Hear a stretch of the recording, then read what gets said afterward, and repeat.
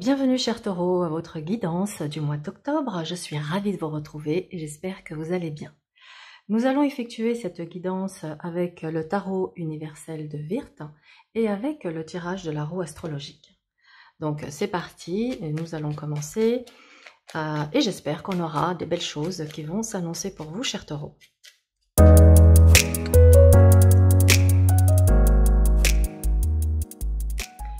Allez, c'est parti amis taureaux, nous avons votre tirage qui est mis en place et nous allons donc commencer par votre état d'esprit sur ce mois d'octobre. Alors là, ça va pas rigoler avec vous, hein. Vous ressortez en arcane 13, ce qui veut dire avec une volonté d'apporter des changements radicaux dans votre vie. Ça veut dire que là, vous êtes prêt à aller vers le changement, à mettre un grand coup de balai dans tout ce qui n'est plus utile. Donc cela veut dire que vous êtes prêt à faire le tri d'une manière globale. Avec cet arcane 13, vous saurez vous montrer tranchant, radical, rapide, vif, ça ne tergiverse pas. Hein. Là, on voit que vous souhaitez maintenant mettre fin à une situation qui peut-être vous pèse depuis très longtemps et vous êtes prêt maintenant à clôturer un chapitre pour entamer une nouvelle étape. Donc ça passe forcément par une fin pour un nouveau début et pour cela, effectivement, ça nécessite de se débarrasser de ce qui n'est plus utile dans notre vie. Donc identifier nos fardeaux pour les laisser de côté ou les mettre à la poubelle. En gros, avec cet arcane 13, vous êtes prêt, vous êtes prête à mettre un grand coup de Karcher dans votre vie. Ensuite, nous allons explorer votre maison 2 qui est la maison des ressources de la vie matérielle. Là, nous avons une lune.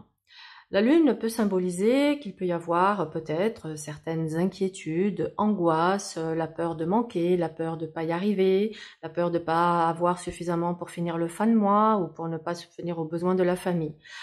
Cette lune peut montrer ici certaines inquiétudes. Mais la lune vous dit également une chose, utilisez votre imagination et votre créativité pour développer vos revenus et votre croissance matérielle. Au niveau de la maison 3, maison de la communication, de la fratrie et des petits déplacements, nous avons le chariot. Alors, avec le chariot, vous saurez faire preuve de conviction, de ténacité, d'allant pour convaincre, pour aller vers vos objectifs de vie.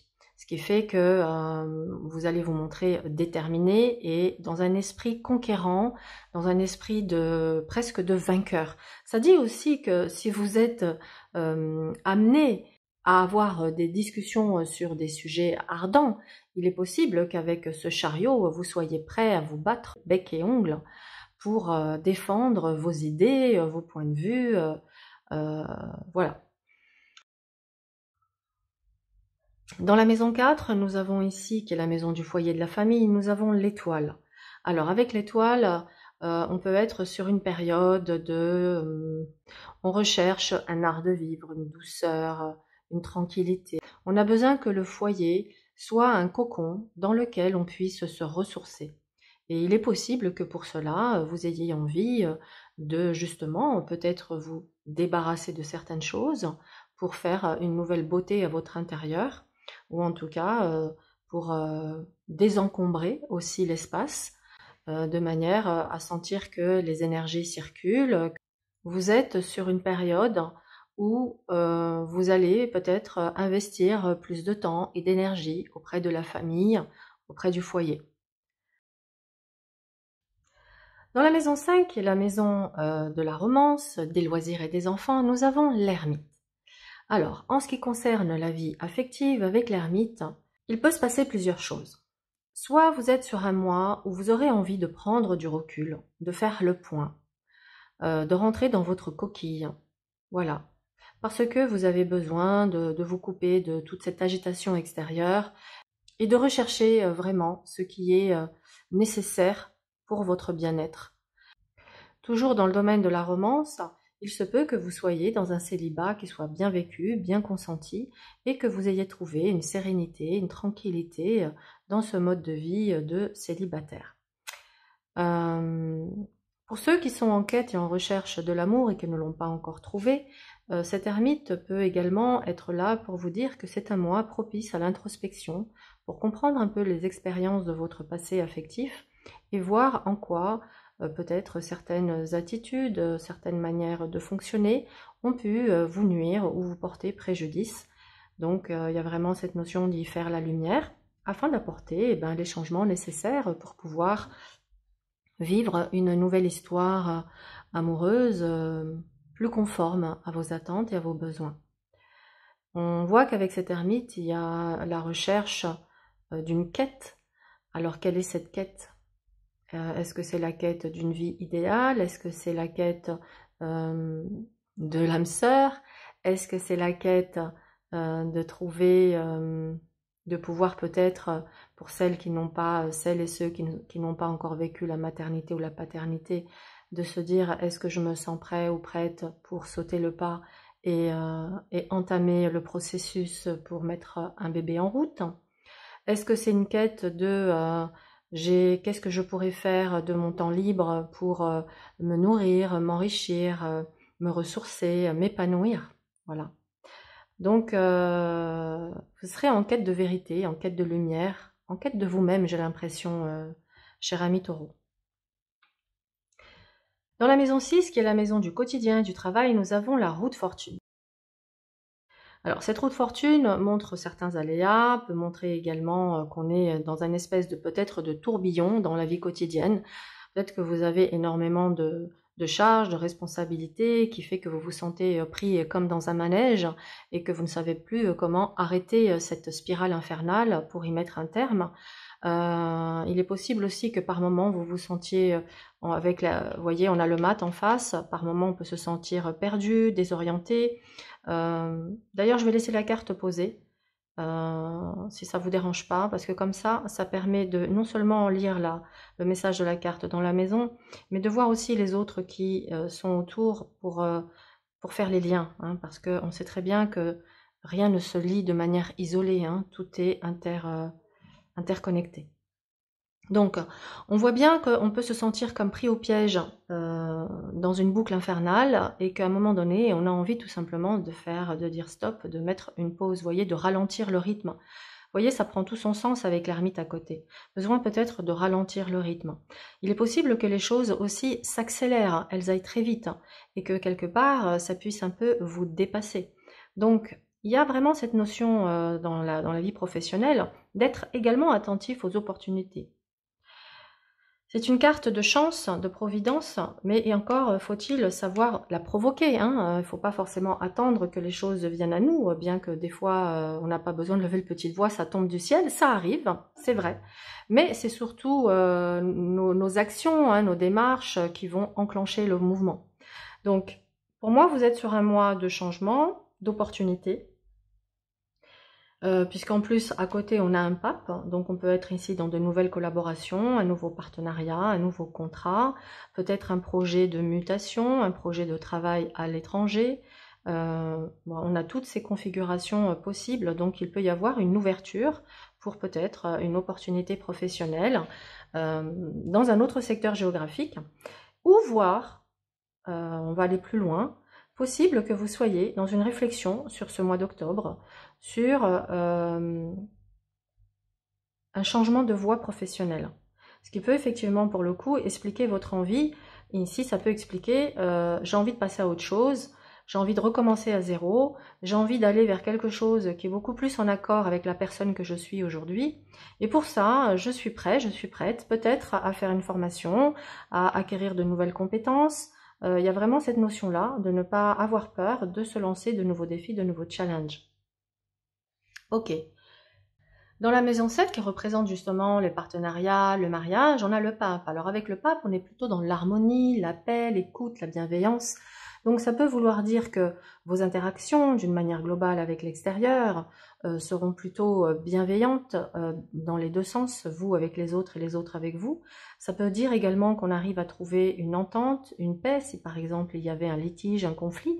Hein, cette carte peut nous parler de réconciliation, ou peut parler également d'un conciliateur, hein, d'un médiateur qui vient faire ici le pont pour vous aider à trouver une solution et à sortir d'une situation d'enlisement. Donc en tout cas, avec ce pape, on trouve une solution, on a une réponse positive et on peut aller de l'avant. Dans la maison 8, qui est la maison de la transformation, de l'intimité, de la sexualité, on a un mat. Le mat montre véritablement votre désir de passer à une nouvelle étape, de vous débarrasser de tout ce qui ne vous sert plus, de vous alléger. On a envie de s'alléger, peut-être qu'on porte des choses un peu comme un fardeau et que là, vous êtes à une étape où vous vous dites basta, basta, maintenant j'ai envie d'avancer le cœur léger, j'ai envie que ce soit fun, j'ai envie que ce soit léger, j'ai envie que ce soit facile. J'ai plus envie que ce soit dans une forme de lourdeur, de bataille, vous voyez, il y a vraiment cette notion d'aller vers du plaisir également. Hein, pour moi, ça, parce que, d'ailleurs, pourquoi je vous parle de plaisir? Parce que vous avez le diable dans la maison 12, et ça peut être notamment la frustration. Je n'arrive pas à me faire plaisir, à éprouver du plaisir, je me sens coincée dans quelque chose qui fait que je vis de la frustration, et c'est quelque chose d'ailleurs qui peut clairement miner votre morale, et c'est aussi une des raisons qui peut vous pousser à vouloir mettre un coup de changement, là, un coup de balai, comme j'appelle ça, un coup de balai dans votre vie. Donc, avec ce mat, il est question d'oser, hein, d'avancer avec foi et confiance, même si vous n'avez pas tous les tenants et les aboutissants, d'avoir vraiment cette foi et cette confiance et oser. Oser aller de l'avant, oser vous lancer de nouveaux challenges, oser quitter ce qui ne vous convient plus, même si forcément l'inconnu fait toujours un peu peur. La maison 9 qui représente la maison de l'expansion, de la vie spirituelle et des voyages, nous avons ici un battleur. Alors le battleur, il est prêt à commencer, il est prêt à agir, il est dans l'action. Donc ce qui montre que vos désirs et vos envies ne vont pas rester à ce stade, ils vont passer dans le concret. Parce qu'avec lui, on agit, hein, vous voyez, il fait un peu l'inventaire, il étale sur la table tous les outils dont il va avoir besoin et il va effectivement évaluer en fonction des situations ce qu'il va utiliser ou pas. Donc il y a vraiment cette notion avec le battleur de passer à l'action, c'est-à-dire que si j'ai envie de faire un voyage, eh ben, je commence à chercher, peut-être que je fais déjà une première réservation, même si c'est dans 6 mois, 1 an, mais il y a vraiment cette idée où peut-être je commence à économiser, je commence à mettre le petit denier de côté qui va me permettre de faire ce beau voyage que j'attends depuis si longtemps. Sur le plan de la spiritualité, on vous dit que vous avez ici vraiment un potentiel infini qui demande à s'exprimer et que c'est peut-être le moment pour vous de démarrer quelque chose de nouveau sur le plan. Alors ça peut être une nouvelle lecture, ça peut être d'étudier une nouvelle voie spirituelle. Peut-être certains d'entre vous ont envie de quitter justement un parcours traditionnel sous l'influence d'une famille, d'une société, etc.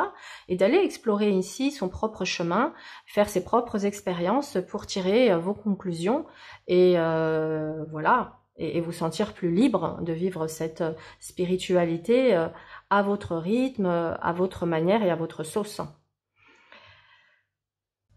Dans la maison 10, qui est la maison de la carrière, nous avons l'impératrice. Donc ça montre que vous êtes dans une phase qui est extrêmement fertile. Donc fertile en termes d'idées, en termes de projets, qui va être également propice à la communication.